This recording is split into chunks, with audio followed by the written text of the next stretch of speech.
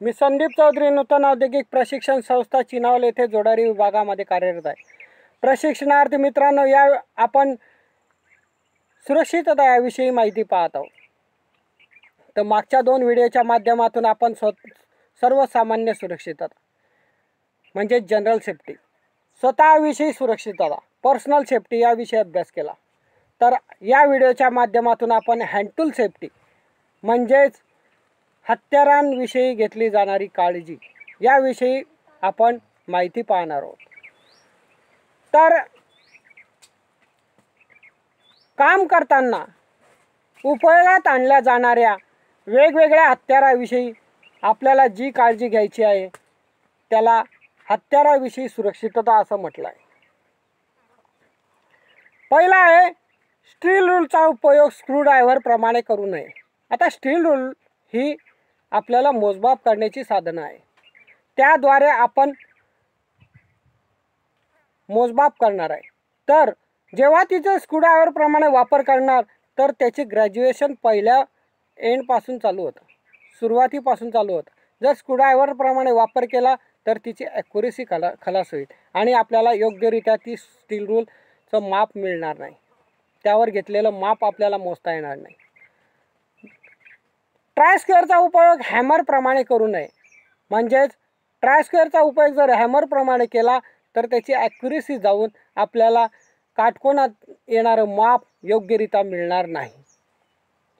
मोजमाप करणारे साधने कटिंग टूलमध्ये मिसळू देऊ नये, म्हणजेच steel rule, vernier caliper, try square, micrometer यासारखे जे मोजमाप करण्याचे साधनं आहे हे कटिंग टूलमध्ये आपण मिसळू देऊ नये। फायलिंग करण्याआधी त्या फाईलची मूठ व्यवस्थिशीर आहे की नाही किंवा बिना हँडलची मूठ फाईल वापरू नये। आपण जोडारी माणूस, फिटर माणूस, आपल्याला दररोज फाईलचं काम पडतं, तर ती फाईल व्यवस्थितरित्या त्याला मूठ लावलेली आहे की नाही ही आपण आधी चेक करायची आहे, तेव्हाच त्या फायलिंग करावी। चिपिंग करण्याकरता मशरूम हेड असलेली चिजल वापरू नये। आता मशरूम म्हणजे काय?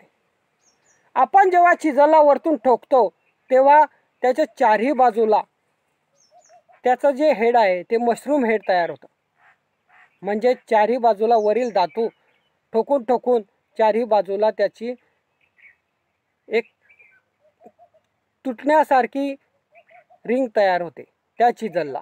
तर ती जर तुटली त्या जर अपघात होण्याचा संभव असतो, म्हणून मशरूम हेड झालेली चिजल वापरू नये, त्याला आधी चांपर करून घ्यावा।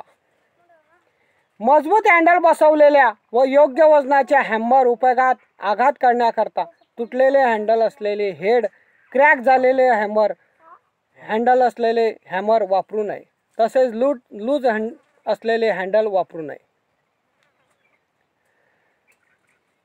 म्हणजेच आपण जेव्हा ठोकपीट करणार आहे तेव्हा ते हँडल निघून दुसऱ्याच्या अंगावर जाण्याचा संभव असतो आणि आपल्याला अपघात होऊ शकतो, समोरच्याच्या डोकावर लागू शकतो, म्हणून तुटलेले हँडल असलेला हॅमर वापरू नये। मशीनचे भाग खोलताना व फिट करताना त्याच्या नटबोल्टनुसार योग्य प्रकारचे स्पॅनर वापरणे गरजेचे आहे।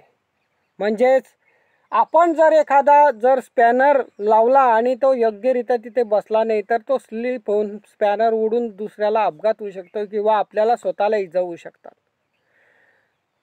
सॉईंग करताना हेक्सा फ्रेमचे ब्लेड योग्य प्रकारे बसलेले असावे, म्हणजेच दाते समोरच्या साईडला असावे। स्क्रू खोलण्यासाठी किंवा टाईट करण्यासाठी त्याच्या प्रकारानुसार योग्य प्रकारचा स्क्रूड्रायव्हर वापरणे गरजेचे आहे। व्हाईसवर काम करत असताना जॉब व्हाईसमध्ये योग्य उंचीवर मजबूत पकडणे आवश्यक आहे, म्हणजेच 1 ते 1.5 mm वरती, 2 mm वरती व्हाईसच्या वरती आपला जॉब फायलिंग करताना असला पाहिजे।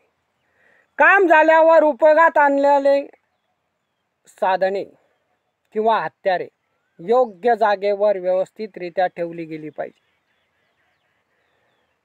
मोजमाप साधने दीर्घकाळ उपयोगात आणायची नसतील तर त्यावर पेट्रोल किंवा जेली पातळ थर लावून ती स्वतंत्र बॉक्समध्ये ठेवून द्यावी. म्हणजेच व्हर्नियर कॅलिपर प्रिसिजन इन्स्ट्रुमेंट आहे, त्यांना योग्य प्रकारचं पातळ ल्युब्रिकंट लावून किंवा आळीचा थर लावून ते व्यवस्थितरित्या एखाद्या बॉक्समध्ये ठेवून द्यावे. तर आज आपण या व्हिडिओच्या माध्यमातून हँड टूल सेफ्टी याविषयी माहिती पाहिली, म्हणजे हत्याराविषयी घ्यायची सुरक्षितता याविषयी आपण या व्हिडिओच्या माध्यमातून माहिती पाहिली. धन्यवाद प्रशिक्षणार्थी मित्रांनो.